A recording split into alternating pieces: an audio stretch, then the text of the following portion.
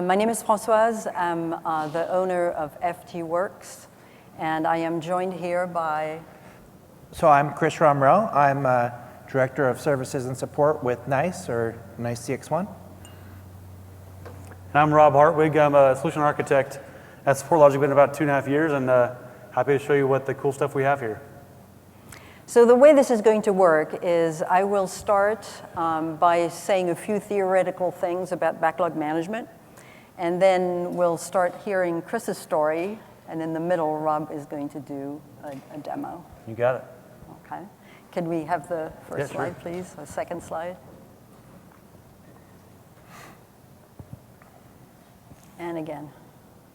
All right. So let's start with the obvious. What is case backlog? So case backlog is just open cases, all of them. And as we can see, there's plenty of things in the backlog that are perfectly fine and should be there, like brand new cases, for example. Cases we're working on, cases where we're waiting on somebody else, waiting on the customer, waiting on R&D, waiting on the product team, right? So backlog is fine, except when it's not. Next slide.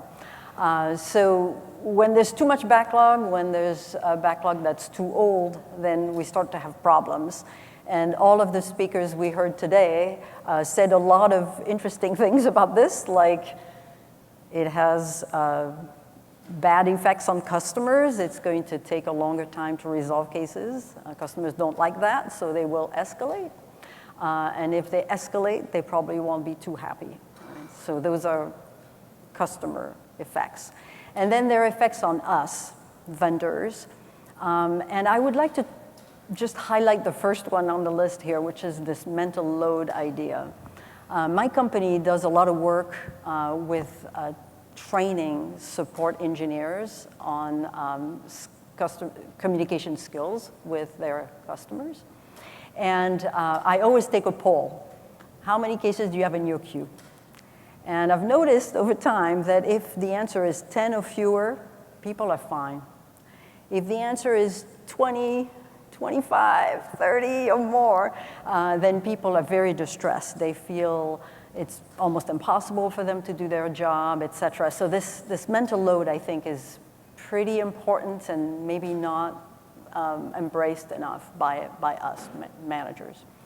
Second idea is the firefighting overhead. We heard from one speaker earlier today that it gave back an hour of time to their managers. Do you hear that one?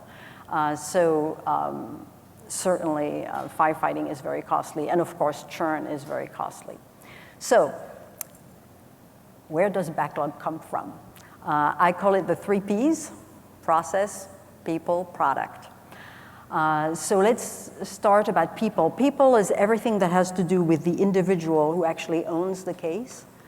And it could be a training issue often, right? So they don't have enough technical skills. They do not have troubleshooting skills. These two things are different, right? I can know a lot about the product, but not be very good at troubleshooting, and vice versa. They can not have very good queue management skills, right? Which is also something that could be taught. And then there's more psychological stuff, like, I don't know how to say no to customers. If you've ever been in that situation, you know that by not saying no, then my one question becomes 12 questions and 13 questions and 14 questions, and pretty soon I can never close my case, right? So that's a problem. Another psychological problem is I'm too proud or I'm too scared to ask for help. There is help available, but I'm going to remain stuck in my case because I can't quite get out of my little world, right? So those are people issues. The process issues, to me, are organizational issues, so it's one level up. So there are things like I'm not staffed properly. I don't just mean I don't have enough people, but maybe I don't schedule them properly, right? So there's a staffing issue. Second problem would be anything that has to do with collaboration processes, right? So earlier we talked about the individual case owner being afraid of asking or too proud to ask, but maybe there is nobody to ask, right? That's a problem, right? And then finally, I see certainly some of my clients not really having a backlog management problem. They think that somehow it's going to work, right? And hope is not a strategy, as we know. On the product side, what I mean by product is the product or the service that you support, right? We all have had experiences where we supported a product that was very buggy. That's going to create backlog right there, right? But it could be other things. It could be the product is missold, right? So the use case that the customer has just doesn't quite work with the product. And sometimes the product is just hard to use, right? So it generates a lot of questions into support. So that's the diagnostic part of the backlog. And now here is my idea, at least, of an ecosystem for backlog management. So I think if you do all of these things, your backlog will be nice and healthy. I organize this people, process, product, of course. So on the people side, training, coaching, maybe hiring a different kind of person, right? Especially if your product is changing or your customer base is changing. In the process category, there's two columns. The first column is everything that has to do with the way we actually resolve issues. The second column is really about backlog management, two slightly different things. So around the product, around the problem resolution, right? First idea is, are we assigning cases to the right person? Tali was here a little while back talking to us about automatic assignments. That's the first issue, right? If I assign a case to the wrong person, then it's going to sit there for a long time. Not good, right? Second is knowledge management, of course. What I call case clinics, some people call them scrums, so ways that we can share knowledge throughout the day, right, together. And then obviously a good swarming process so that we can collaborate in real time when needs be. All this is about issue resolution. The second column is about backlog management issues. First idea, have resolution targets. There should be an idea within your team of how long it should take to resolve a case. And if I go over that, then I probably need to go get help, right, without stopping. Do you do individual queue reviews, so manager and support agent together, right?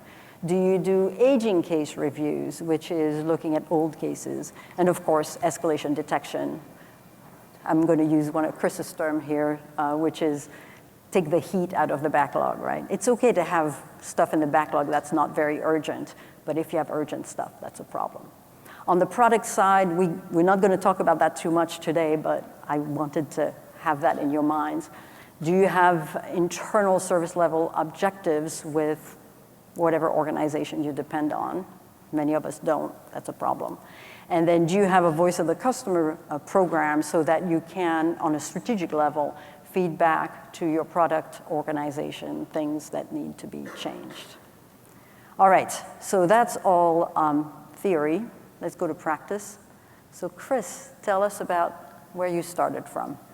Well, I work for a nice company, and we had a problem, and it had to do with backlog. We literally had hundreds of unassigned cases sitting in the backlog with no engineer assigned, poor visibility of case updates, customers calling in asking if their case has been assigned, this kind of waiting game of, am I with an engineer or am I still in the queue, if you will? And that just led to a very poor customer experience. Like, they would get their case and it would finally get to an engineer after multiple days, and the engineer would say, thanks for talking with me today. Are you still having a problem? What a horrible experience. And then it just led to problems. And that led to kind of this squeaky wheel mentality of, it's kind of who you know. Support managers spending most of their time on escalations, preparing, reviewing cases. The loudest customer, the loudest TAM, the loudest sales rep, engineer, reaching out into the organization, trying to get traction on their cases, and just struggling to get traction where it was needed, because everybody just had cases and too many cases to handle. And then dissatisfaction. We started seeing case and support satisfaction showing up in our customer NPS surveys, and our CSATs were lower than we wanted, below targets. And this led to frustration and friction with our support organization. All of a sudden, they felt like they were the bad guy, and everybody out in the organization was trying to attack them or tell them how to do their job better. If they only could solve these cases faster, then all of our problems would go away. And that really wasn't the case. That wasn't the problem. Okay, so that was pretty bad, right? It was rough. So you analyzed what was going on. What did you find? We did. We looked at the data. Go ahead and give me the next slide. And we said that customer growth was really part of our problem. We were understaffed. We had grown customers and we hadn't grown our support staff. And so we were trying to do more with less effectively. We didn't have a fewer case to customer ratio. And that was a problem. And we didn't have this kind of line of sight into new budget for, we were a cost center, and that was a problem. We had expanded into different markets, into Brazil and CALA, into the UK and EMEA, into Australia and APAC. And with that expansion came new challenges, new types of customers with different types of expectations, struggling to kind of come to terms with our support organization and really how to be successful. It's hard when you want your customers to be trained on how to work with you. And that's a rough experience anytime you do that. And then we also started selling up market, selling to bigger and larger customers. And these bigger and larger customers had bigger and larger expectations, taking up more and more time, wanting to hold on to tickets longer. And we just weren't positioned for that very well and struggled to meet those. Talking about the product issue, we also had knowledge and documentation gaps. We had a lot of You were the only ones, really. great products. Nobody else here has had that. And gaps in the knowledge and the documentation. All of a sudden, product managers saying, well, why are customers unhappy? And they're like, well, they don't know how to use the product yet. Or they're having a hard time troubleshooting this issue. And just trying to expose difficulties in that experience. And of course, software bugs. I mean, it's really the scope of our industry. Is that software will come, and with those software comes bugs. But just challenging when we're underwater in the organization and just not able to meet those demands, and then some of these other issues just kind of crushing over the top of us, if you will. I'm depressed. All right, so you tried a bunch of stuff. We did. And what I love about Chris is very honest, so he's going to tell us what didn't work. There's a long list. Yeah, so we started out with kind of a tiered approach. We had level 1, level 2, level 3 engineers, and we thought this is going to help us. But it was challenging because not every engineer knew everything about all of these products. And the tier 1 engineers didn't get better at handling tier 2 and tier 3 cases. It just turned into funnels, and we wasted a lot of time passing cases around. We had a quality team doing case reviews, but that was challenging because the engineers were busy, they were rushed, they were taking shortcuts. And so it's hard to really have a disciplined QA team doing great work, having great insights when the engineers are just dying on the vine. We adopted knowledge-centered support, KCS, which I love. I'm a KCS fan. And yet, when engineers don't have time to write articles, and you have a very manual KCS methodology, you're not going to get a traction of deflecting cases or surfacing solutions because everybody's just living and dying in their cases. We tried unified search. I love the Xfind stuff. I'm very excited about that. But we started trying to do search, but with knowledge gaps and with challenges and just displaying KB articles to customers. It wasn't very effective in deflecting cases. It wasn't well adopted by engineers because they thought they already knew the answers. So why did they need to read the knowledge base? And so we just struggled. We had a leadership change. Whenever there's trouble, sometimes people at the top turn over. That wasn't effective in our change either. They brought a new idea, didn't quite get there. We tried case closing parties. We tried unlimited overtime. And ultimately, pizza and Mountain Dew. We tried to just try anything that would work. And we just didn't move the needle. Okay, so let's ask Rob to show us a few fun stuff Sure. And then we'll come back to you and hear about the outcome and the I'm results. excited. Right, so we're going to kind of leave you waiting for the answer to Chris's solution. In the meantime, I'm going to show you our backlog and kind of how it works and how we've tackled it from SupportLogic's perspective on how we can use AI, ML, NLP and all those things to be able to find and help target what problems to have. Chris mentioned earlier about, like, you can have a backlog, but if you have a backlog and you don't prioritize the really hot topics, the urgent issues, then it's really bad, right? Because then it's like a black hole. I've got a huge backlog of 836 cases. Which ones need attention? Which ones don't need attention? Which ones do the customer maybe expect it's going to take a while, right? Because if the customer expects it taking a while, then that's fine. They could be in the backlog. Maybe there's an engineering issue that's going to take a while to develop to fix it, right? So the backlog is acceptable for the customer, but sometimes the cases are put in the backlog and the customer is expecting answers ASAP, right? So here's a couple ways that we've seen customers build these out where they can make the backlog effective. So, and I threw a couple other ones that I thought would be helpful. So this one can be filtered pretty heavily. So when you create these backlog lists, you can filter lots of ways. So you can do, by product one, maybe you want to call this. And then you can, on top of that, you can filter by anything you have that's metadata. These are fields that are in your CRM right now. They're in Salesforce, they're in Zendesk, and we'll ingest these into SupportLogic. And you can use those as filtering. So the example I used before is product number, what did I put, 2 or 1? So now I can filter by that one. Maybe I'm in charge of product 1, and so I want to see the ones that are, product 1 that are in the backlog, and then I want to sort it. So I can sort it by lots of things that are built in here, by maybe the oldest case, maybe the sentiment count, but maybe if I'm the product manager and I own the product, I would probably want to see the ones that probably have probably the worst sentiment score, right? Like which one doesn't like the product the most, right? So now I can see that this ticket right here, these are zeros for sentiment score. So these are the ones that if I had to pick which ones to tackle first, I would tackle the ones that had the lowest sentiment score, the worst sentiment, right? So that helps a lot. Like when you're looking at this list, this is a long list. Like you could spend a lot of time. Another example how you use this page is as a support manager, if I've got maybe 10 minutes between now and my next call, well, what's the best way to use my 10 minutes, right?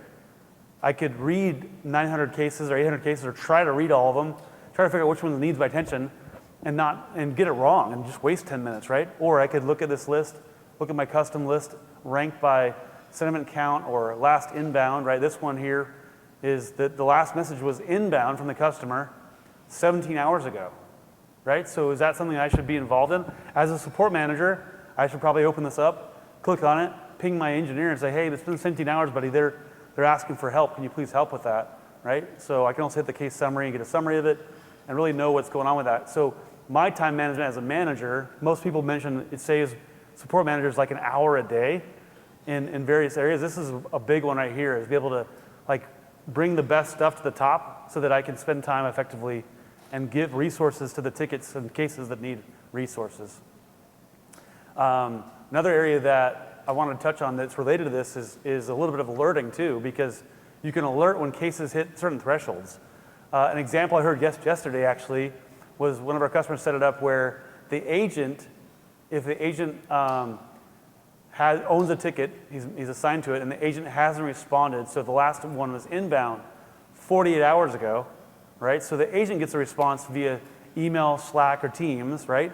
And then right after that, the manager, maybe 72 hours, the manager gets alerted. So if the agent does his job and responds to the customer in a certain time, right, it's more like SLA really, but the manager gets involved if it's 72 hours now. So the agent's incentive is to make sure he's always responding within 72 hours.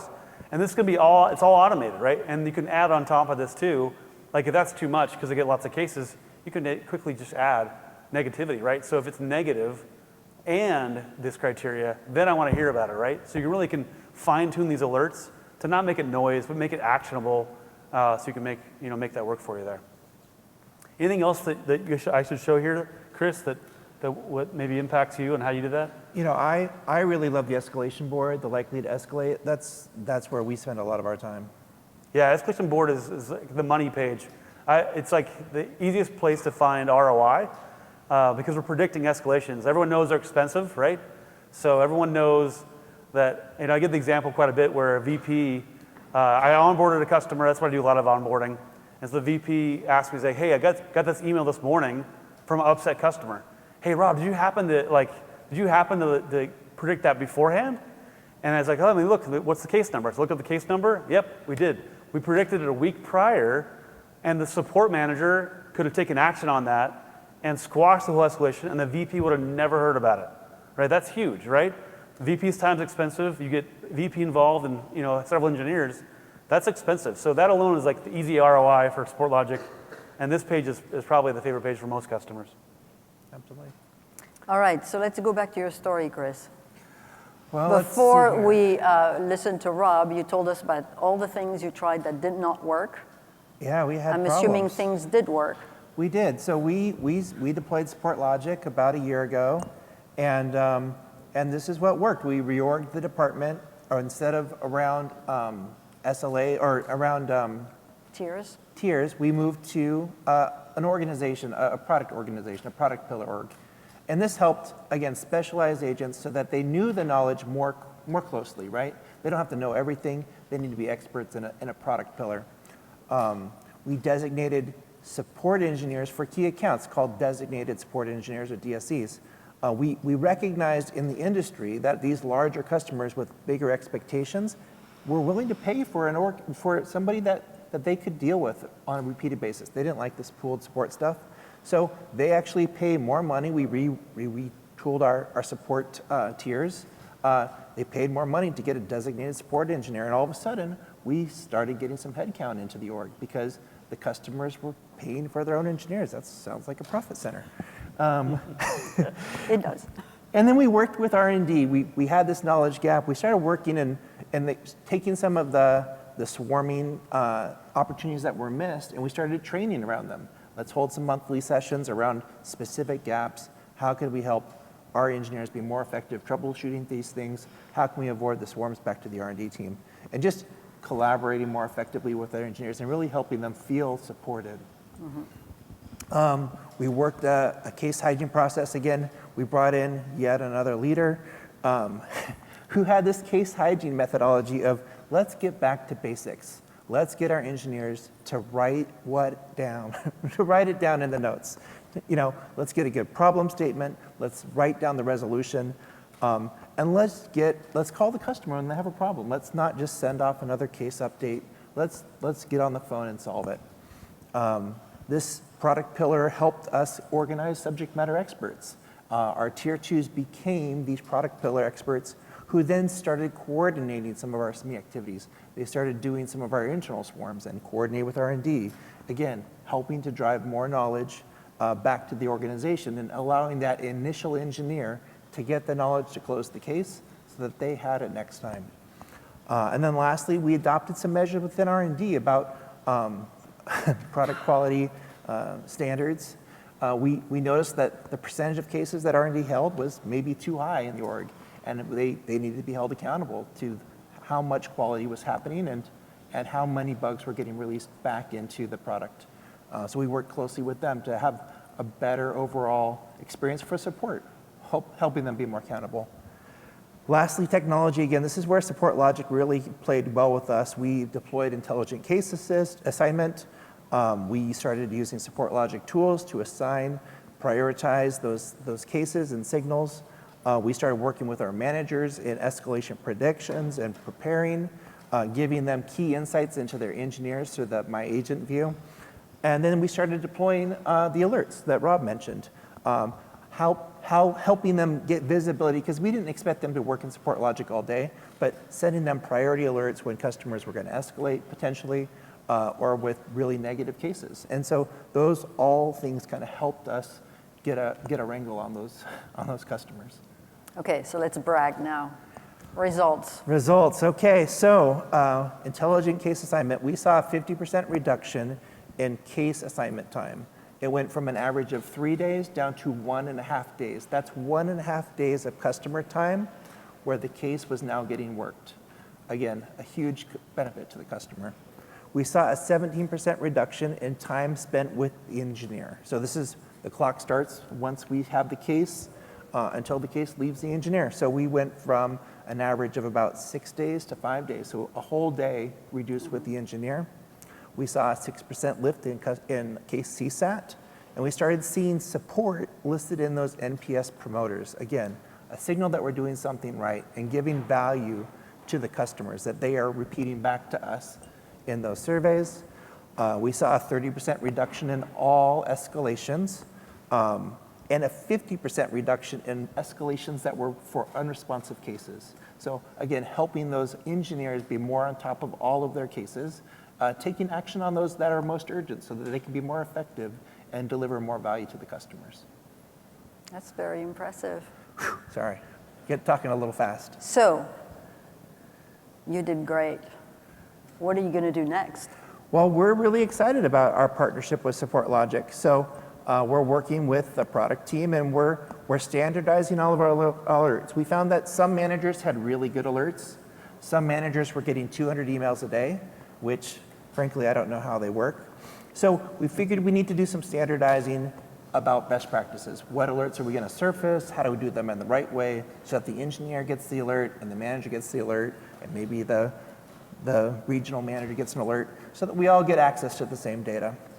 We're integrating SupportLogic into our Gainsight instance for our customer success teams, helping rework our health score so that customers with a negative SupportLogic score could then be reflected back in Gainsight so that we could be more effective working with those accounts and helping those TAMs and account managers be more successful. We saw some stuff about case summaries.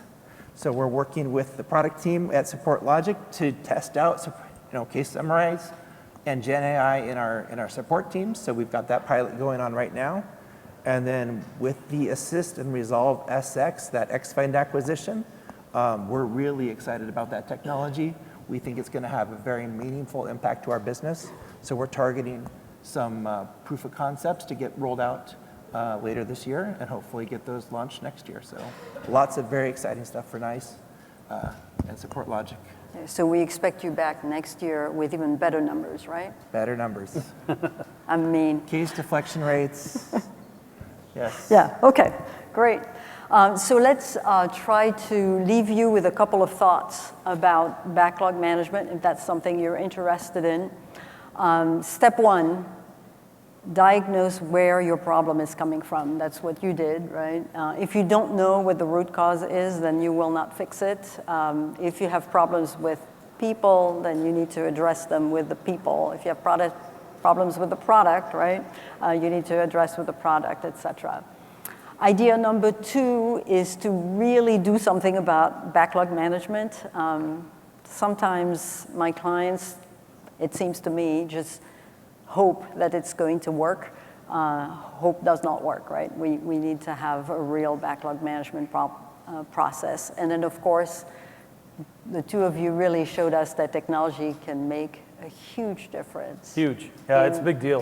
And we've been focusing on the backlog more recently because the predictions for likely to escalate are so good. That gets the focus often for a customer, and they know that, hey, predictions are great. But then the backlog tool is like all those predictions combined with all the sentiment, and so it's a great way to like tackle it, right? So it's actually been a focus last year to kind of let customers know that, hey, this backlog page, I know backlog is kind of a bad word sometimes, but it actually helps you focus on what you can work on. And we've had one customer that actually built all these custom lists of backlogs, and they perfected it so well, they wanted it copied to every user in SupportLogic, so the whole company's on the same page. So if you guys want that, let us know. Talk to your CSM about customizing some of that and maybe copying it to the other users, because it worked really well. It centralized everyone so they could standardize, like Chris said, standardize what they're looking at. So if you all measure the same metrics, you can all have the same results. Wonderful. Thank you so much. If you have any questions, please grab any one of us and we'd be happy to answer them. Thank you very much.